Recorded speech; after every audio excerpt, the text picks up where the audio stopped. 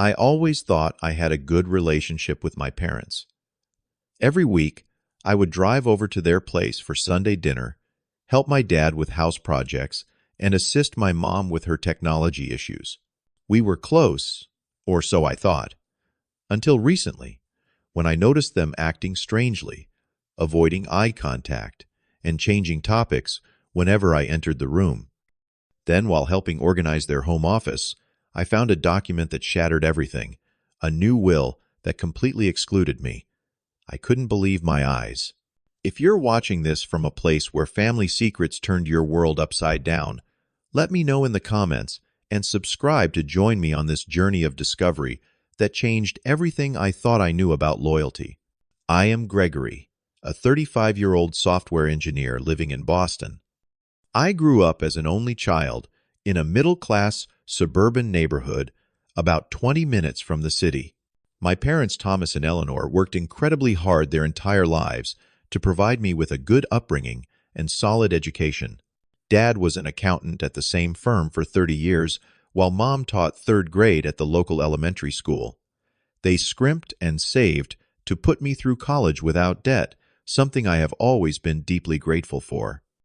After graduating and landing my first job at a tech company, I deliberately bought a house just 15 minutes from my parents.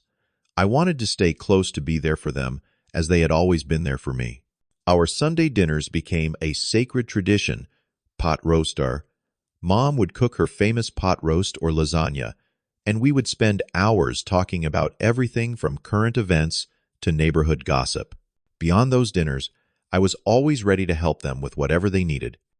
Dad and I would spend weekends fixing things around their house, plaster, repairing the deck, painting the garage, or tackling the endless list of maintenance tasks that come with a 30-year-old home. For Mom, I was her personal IT department. Whether setting up her new smartphone, troubleshooting computer issues, or explaining how to use video calls to connect with her book club friends during winter storms, I was always just a phone call away. Our relationship seemed perfect to me. We communicated openly, respected each other's opinions, and supported one another through life's challenges. When I went through a difficult breakup 3 years ago, their home became my sanctuary. When Dad had a minor heart scare last year, I took 2 weeks off work to drive him to appointments and make sure Mom was holding up okay. That is what family does right. But about 3 months ago, things started to change. The first sign was a canceled Sunday dinner, something that had only happened during extreme weather or actual illness in the past. Mom called with a vague excuse about not feeling up to cooking. I offered to bring takeout instead, but she quickly declined, saying they both needed rest. I thought nothing of it at the time. Then it happened again the following week, and again the week after that.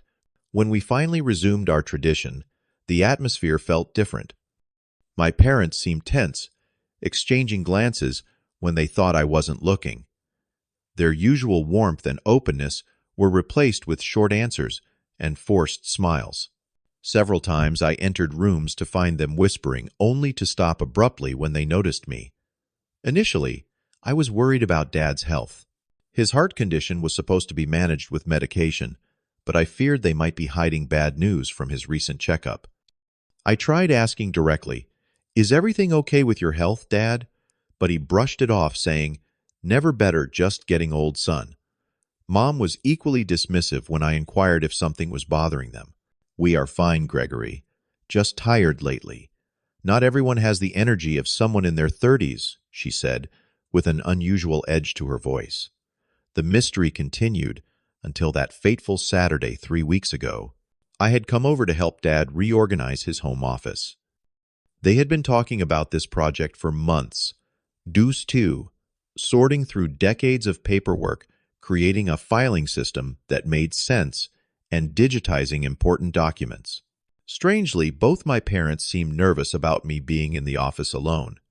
Mom kept finding reasons to check on our progress, bringing unnecessary snacks and drinks every 30 minutes. "We can handle this ourselves if you have other things to do," Dad suggested twice, which was odd considering he had specifically asked for my help. I was on a stepladder organizing books on the top shelf when a manila folder slipped out and scattered papers across the floor. As I gathered them up, my eyes caught a heading that made my heart stop: Last Will and Testament of Thomas and Eleanor Wright. My first thought was that they were simply updating their will, something their financial advisor had been recommending for years. It made sense, given Dad's health concerns. But as I quickly scanned the document, my confusion turned to shock. The will was dated just 3 months ago, coinciding perfectly with when their behavior changed. And there, in clear legal language, was the devastating truth: I, their only child, had been completely removed as a beneficiary. Instead, the entire estate, the house savings, investments, and family heirlooms, was designated to my cousin Nate, who lived 3 states away and visited maybe once every 2 years. I nearly fell off the ladder. My hands trembled as I carefully returned the papers to the folder and placed it back on the shelf. I finished the organizing project on autopilot, making small talk I cannot even remember now. The entire time, my mind was racing with questions. Why would they cut me out completely? What had I done to deserve this? And why Nate, of all people, I drove home that day with my world completely shattered, wondering how the parents, who had always been my biggest supporters, had secretly decided I was unworthy of their legacy. For 3 days following my discovery, I barely slept. I replayed every interaction with my parents over the past year, searching for signs of what could have triggered such a drastic decision. Had I said something offensive without realizing it? Had I neglected them in some way? The questions tormented me, but no answers came. I knew I needed to confront them directly, but I dreaded the conversation. Finally, I decided the next Sunday dinner would be the moment of truth. I arrived at their house with my stomach in knots, barely able to make it through Mom's chicken parmesan, which had always been one of my favorites, but now tasted like cardboard. After dinner, as we moved to the living room for coffee, I took a deep breath and said, I need to talk to you both about something important. Their expressions immediately changed, tension filling the room. What is it, Gregory? Mom asked, her voice unnaturally high. Last weekend, when I was helping organize Dad's office, I accidentally saw the new will. I watched their faces carefully as I spoke. I saw that you've removed me and left everything to Nate. The silence that followed was deafening. My father's face hardened, while my mother looked away, suddenly fascinated by a loose thread on the sofa cushion. You had no right to look at private documents, Dad finally said, his voice cold in a way I had never heard before. It was an accident, I explained, but that is not the point. After everything we have been through as a family, don't you think I deserve to know why I have been completely cut out of your will? My father crossed his arms. We have our reasons, Gregory. We do not owe you an explanation for decisions about our own property. His words stung like a physical slap. My mother, seeing my expression, softened slightly. Sometimes children make choices that change relationships, she said cryptically. We need to protect the family legacy. What choices? What are you talking about? I pressed, frustration building. If I have done something wrong, at least tell me what it is. But they remained vague, repeating phrases about responsibility and disappointment without providing any specific accusations. The conversation went in circles until I could not take it anymore. For the first time in my adult life, I left Sunday dinner early, driving away with tears blurring my vision. The days that followed were a blur of confusion and hurt. I took time off work, unable to focus on coding when my personal life was imploding. I began a systematic review of my recent interactions with my parents, searching for clues. Had I forgotten an important anniversary, failed to help them with something critical, nothing significant came to mind. Desperate for insight, I reached out to my Aunt Amanda, my mother's sister. She had always been straightforward with me, but even she seemed uncomfortable during our phone call. I really cannot get involved, Gregory, she said hesitantly. This is between you and your parents. But do you know why they are doing this? Have they said anything to you? Her pause spoke volumes. I think you need to speak with them again, she finally answered. It is not my place to say more. Even more concerning was my conversation with Jackson, my father's best friend since college, who had been like an uncle to me growing up. When I met him for coffee and explained the situation, his usual jovial manner disappeared. There have been rumors, he admitted reluctantly, but I cannot believe them myself, which is why I have not brought them up with your father. What rumors? I demanded. Jackson, please, I am completely in the dark here. He shook his head. I should not have said anything. Talk to your parents again, Gregory. That is all I can tell you. These conversations only increased my anxiety. It seemed everyone knew something about me that I did not know myself. I felt paranoid, examining every aspect of my life for something that could have generated damaging rumors. The answer came in the most unexpected way. 5 days after my confrontation with my parents, I received an anonymous email. At least it appeared anonymous, until I traced the email address and realized it belonged to Tanya, Nate's wife. We had never been close, having met only at family gatherings every few years. The message was brief, but devastating. You should know your parents changed their will because they found out about your gambling problem and the money you've been stealing from your company. They hired a PI who has proof you're facing criminal charges and bankruptcy. They're protecting their assets from your creditors. Nate tried to defend you, but the evidence was too strong. I stared at the screen in absolute shock. Gambling problem, stealing money, criminal charges. None of it was true, not a single word. I had never gambled beyond a friendly poker night with colleagues where the stakes were pizza and beer. My financial situation was stable. I had a good salary, modest savings, and investments with no debt beyond my mortgage. And I certainly had never stolen a penny from anyone, let alone my company. The revelation that my parents had hired a private investigator to follow me was perhaps the most painful part. Rather than simply asking me about these absurd rumors, they had chosen to spy on me to trust the word of strangers over their own son. I called my parents immediately, but the call went straight to voicemail. I left a message asking, no begging, them to talk to me about these accusations. They never returned the call. My text messages went unanswered. The complete breach of trust and communication felt like a physical wound. For the next week, I spiraled into a depression unlike anything I had experienced before. I extended my leave from work, barely left my house, and ignored calls from friends. The foundation of my life, the unconditional love and trust of my parents, had been revealed as shockingly conditional. Not only had they disinherited me, but they had done so based on lies they never bothered to verify with me directly. My parents attempted to reach out a few times, leaving voicemails asking if I was ready to talk about my problems, which only confirmed they believed the outrageous rumors. Each message twisted the knife deeper, and I could not bring myself to respond. It was my friend Danielle who finally pulled me out of my downward spiral.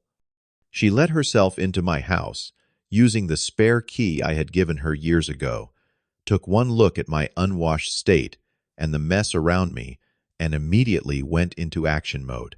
This stops today, she announced, opening curtains and windows. You cannot let lies destroy you. We need to figure out where these rumors started and clear your name. Her determination sparked something in me. She was right. Wallowing in hurt would not solve anything. If someone was spreading lies about me, I needed to find out who and why. With Danielle's help, I began a methodical investigation. We started by examining the timeline. When exactly had my parents' behavior changed? 3 months ago, right around when they had drafted the new will. What else had happened during that time? I checked my calendar and made an interesting discovery. Those first few canceled Sunday dinners coincided with unexpected visits from Nate, according to my mother's social media posts. Nate, my cousin, who now stood to inherit everything, had suddenly become a frequent visitor after years of minimal contact. That cannot be a coincidence, Danielle pointed out. Why would Nate suddenly start visiting regularly right when your parents begin acting strange and change their will in his favor? It was a valid question. I had always gotten along with Nate at family gatherings, but we had never been close. He lived in Chicago, worked in real estate, and had his own family to keep him busy. There had never been any bad blood between us, but also no particular bond. Our next step was to look into Nate's recent circumstances. Some basic social media research and conversations with extended family revealed some interesting facts. Nate's real estate business had been struggling severely since the market downturn. He had been forced to downsize his office and let go of several employees. There were rumors of mounting debt and potential bankruptcy. "He needs money," Danielle said bluntly, "and your parents have it." But how had he convinced them to cut me out so completely? What evidence could he possibly have presented about a gambling addiction and embezzlement that did not exist? The breakthrough came when I contacted my company's IT department under the guise of security concerns. I asked if anyone had been inquiring about me or my financial access at the company. To my shock, someone claiming to be a financial auditor had called multiple times over the past few months, asking questions about company protocols and my specific role in handling finances. I also discovered through careful questioning of my parents' neighbors that Nate had visited my parents at least 6 times in the past 3 months, often arriving with folders full of documents. Mrs. Peterson, who lived next door and had known me since childhood, mentioned overhearing a heated discussion about protecting assets and irresponsible behavior. The pieces were beginning to fit together, but I needed definitive proof. I decided to make a bold move and visit my parents' house when I knew they would be out at their weekly bridge game. Using my spare key, I let myself in and went directly to my father's office.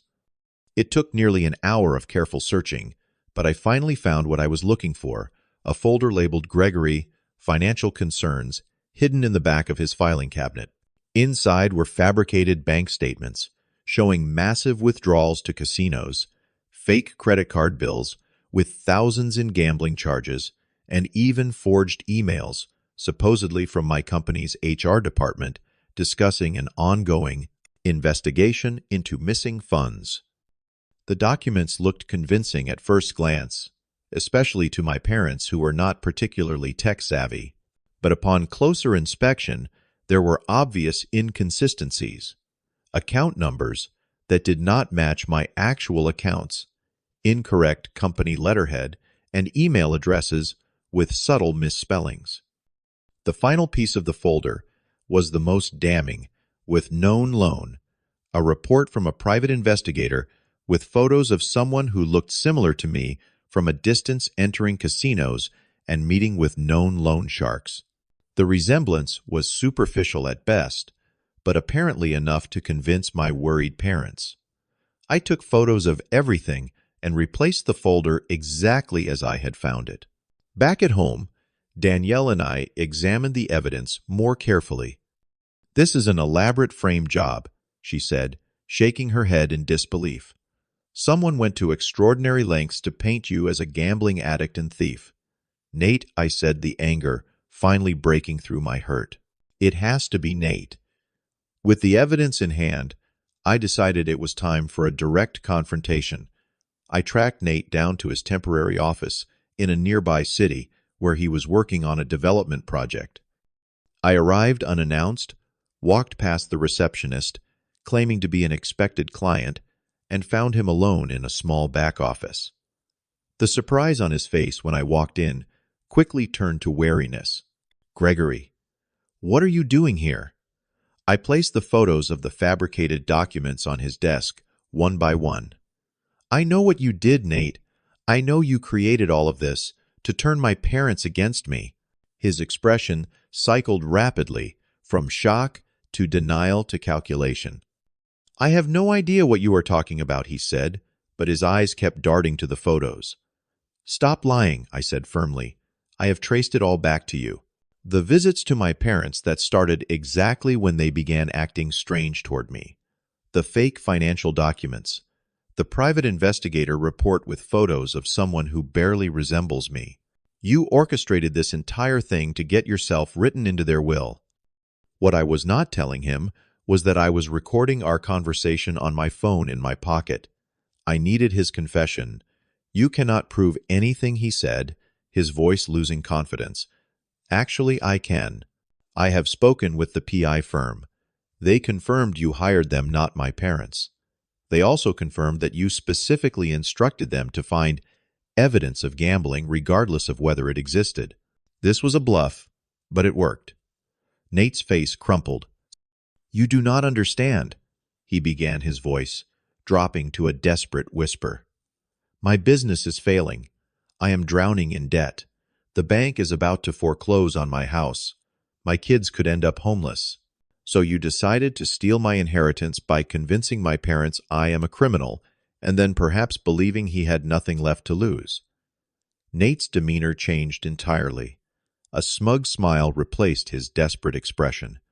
"It was almost too easy," he admitted, his voice taking on a boastful tone. "Your parents are so concerned about their precious legacy, about their reputation in the community. All it took was a few suggestions that their perfect son might not be so perfect, some carefully crafted evidence, and they were falling over themselves to protect their assets." I felt sick listening to him describe how he had manipulated my parents' trust and fears, exploiting their love for me by turning it into doubt.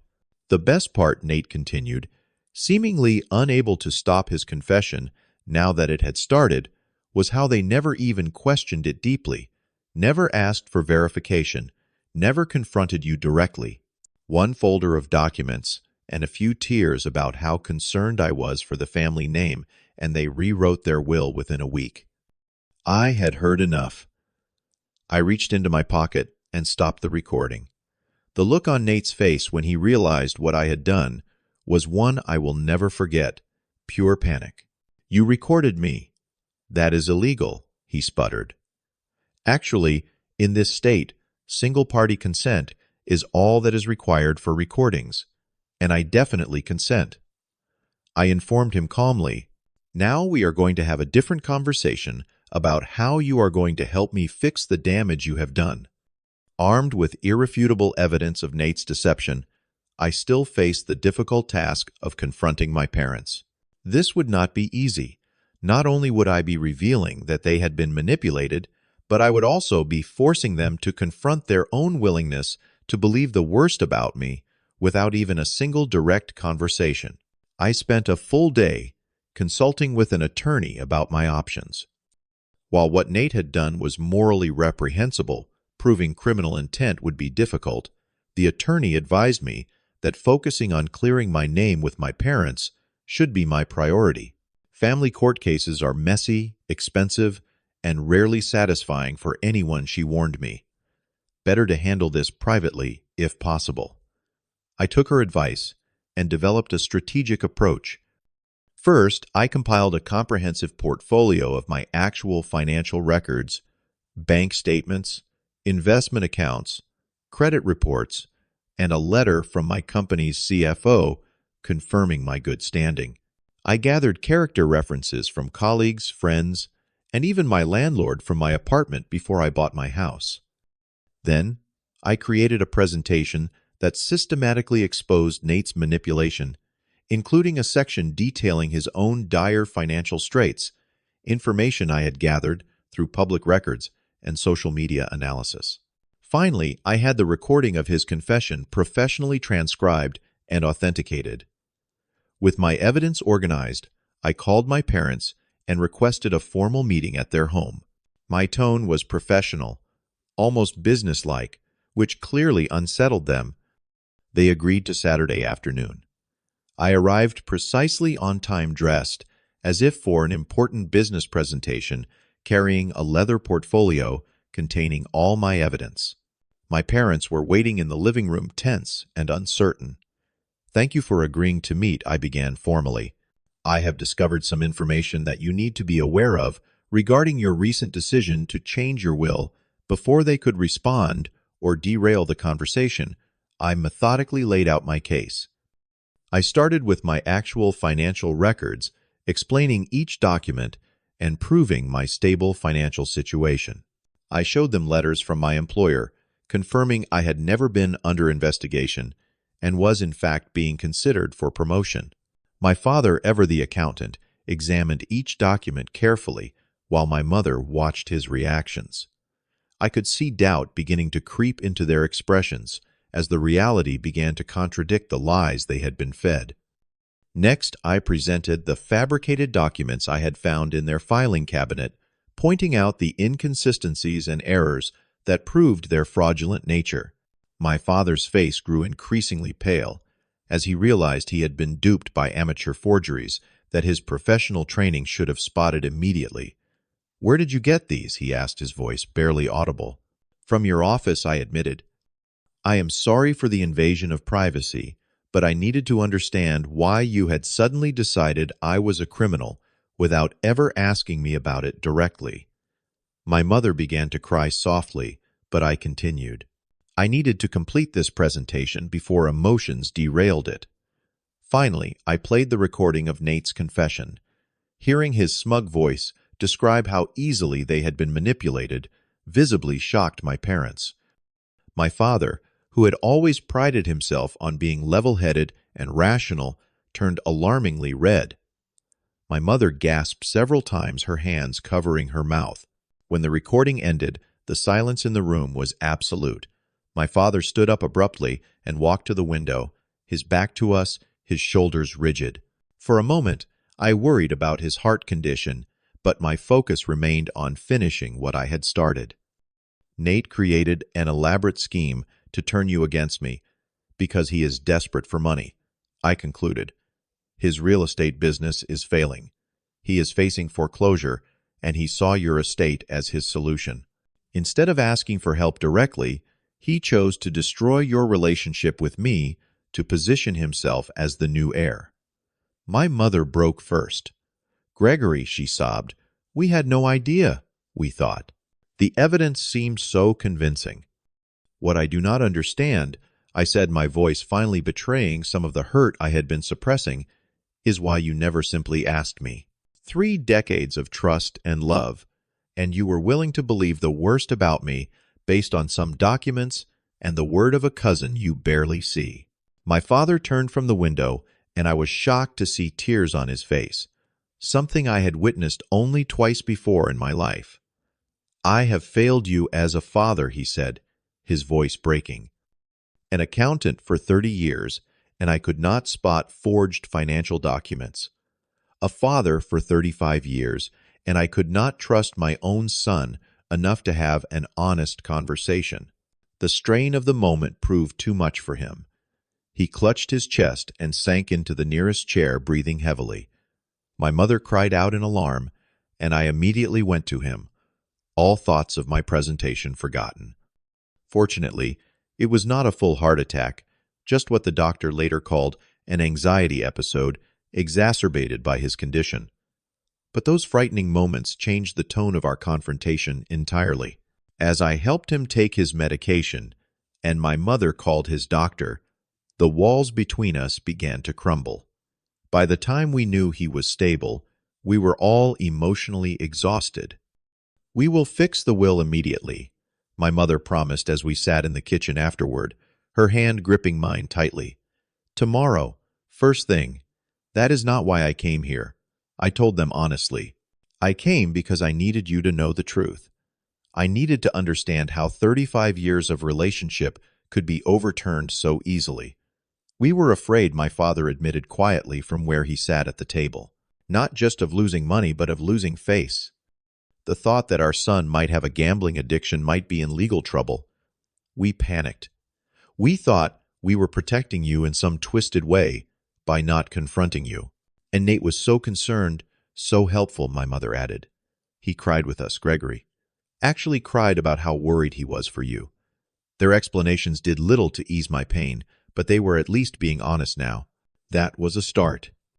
The aftermath of that confrontation marked the beginning of a long, difficult period of rebuilding. My parents revoked the new will immediately and made a point of showing me the updated document that once again named me as their primary beneficiary. But I made it clear that the inheritance had never been my concern. Their trust had been the real issue. I maintained some emotional distance in the weeks that followed, needing time to process the betrayal. 3 decades of what I thought was an unshakable bond had been damaged in ways I wasn't sure could be fully repaired. When they called or texted, I responded politely, but briefly. Sunday dinners remained on hold. As for Nate, my parents confronted him with the recording and evidence. His desperate attempts to deny everything crumbled quickly. The extended family was informed of his deception, and the collective shock and anger effectively ostracized him from family gatherings. I heard through the grapevine that his financial situation continued to deteriorate, but I felt no satisfaction in his troubles. His actions had nearly destroyed my family, but revenge was not my goal. 2 months after the confrontation, my parents suggested family therapy. Initially reluctant, I eventually agreed it might be the only way to rebuild what we had lost. Those early sessions were painful, raw emotions, difficult questions, and uncomfortable truths emerged. My mother cried through most of the first session. My father, always stoic, struggled to express his shame and regret. I keep thinking about what kind of father believes the worst about his son without even a conversation, he said during one particularly difficult session. What does that say about me, about who I have been all these years? The therapist helped us establish new patterns of communication based on direct questions rather than assumptions.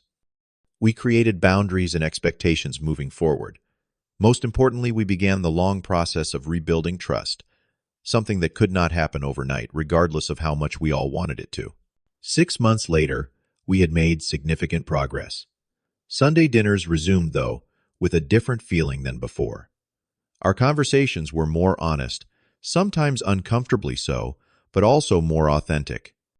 My parents made a point of being more involved in my actual life rather than what they imagined it to be. They visited my workplace, met my colleagues, and showed genuine interest in understanding my daily reality. For my part, I learned to be more transparent about my life, recognizing that the privacy I had maintained, though completely normal for an adult, had inadvertently created space for doubt to flourish. I shared more about my finances, my work challenges, and my social life, not because I needed to prove myself, but because I wanted them to know me fully. The experience changed me in profound ways. I developed a healthy skepticism about appearances versus reality in all my relationships. I became more direct in addressing concerns rather than letting them fester. And perhaps most importantly, I learned that forgiveness does not mean forgetting or returning to the exact relationship that existed before. My relationship with my parents will never be what it once was. In some ways, it is more guarded. In others, more honest. The blind trust of childhood has been replaced with a more mature understanding that even the people who love us most can make devastating mistakes. The true family legacy, I realized, is not money or property or even a spotless reputation. It is the willingness to fight for truth, to rebuild after betrayal, and to create new foundations when old ones crumble. It is the difficult work of forgiveness, without forgetting of moving forward while carrying the lessons of the past. Today, I can say that I have forgiven my parents, though the hurt has left its mark. We continue our Sunday dinners now with more genuine conversations and fewer assumptions. My father's health has stabilized, and my mother has become more independent, taking technology classes instead of relying solely on me for help. Small changes perhaps, but significant in what they represent. A new relationship built on the ashes of the old. As for Nate, I heard he finally declared bankruptcy and moved his family to another state for a fresh start. My parents, in a move that surprised me, eventually offered him a small loan to help with his children's education, though with legal structures in place to prevent misuse. It was their way of demonstrating that while actions have consequences, compassion can coexist with accountability.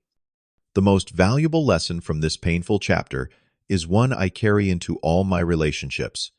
Trust must be paired with verification, love with honest communication, and loyalty with direct questions when things do not add up. Standing up for truth, even when it is uncomfortable, is not just a right, but a responsibility, especially with those we love most. Have you ever discovered a painful family secret or been betrayed by someone you trusted completely? How did you handle it, and what did you learn from the experience? Share your story in the comments below. And if this tale of family betrayal and reconciliation resonated with you, please hit that like button and subscribe to hear more stories of overcoming life's unexpected challenges. Remember, even in our darkest moments, the truth has power to heal and transform.